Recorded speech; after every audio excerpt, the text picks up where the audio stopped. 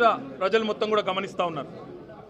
40 రోజులుగా చేయని తప్పుకు, ఏ తప్పు చేయకపోయినా కేవలం తమ భూమి తమకే ఉండాలని కోరుకున్నందుకు తమ భూమిని ప్రభుత్వం గుంజుకుంటుంటే ప్రతిఘటించినందుకు మా భూమి మేము ఇయ్యం అని చెప్పిన పాపానికి ఇవాళ కొడంగల్ నియోజకవర్గంలోని లగచర్ల గ్రామానికి సంబంధించిన గిరిజన రైతులు, దళిత రైతులు, బలహీన వర్గాల రైతులను గత 30 రోజుల పైచిలకు జైల్లో పెట్టిన నికృష్టపు ప్రభుత్వం రేవంత్ రెడ్డి ప్రభుత్వం.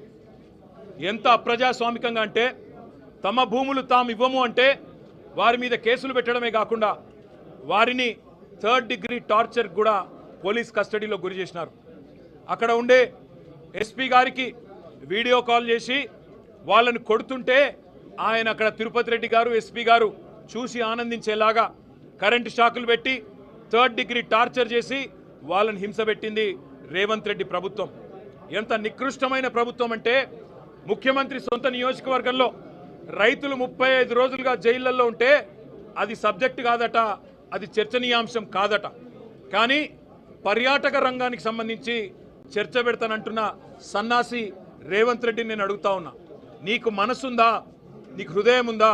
నీ నియోజకవర్గంలో నిన్ను ఓటేసి గెలిపించిన ప్రజలు, నిన్ను ఓటేసి ముఖ్యమంత్రిని చేసిన ప్రజలు జైళ్లలో ఉంటే సిగ్గు లేకుండా పర్యాటక శాఖకు సంబంధించి నేనేదో చేస్తాను, పాలసీ పెడతానంటూ ముందుకొస్తున్నావే, సిగ్గుందా అని అడుగుతా ఉన్నా. అయినా నీ ప్రభుత్వం వచ్చిన తర్వాత 2 రకాల పర్యాటకం కొనసాగుతున్నది.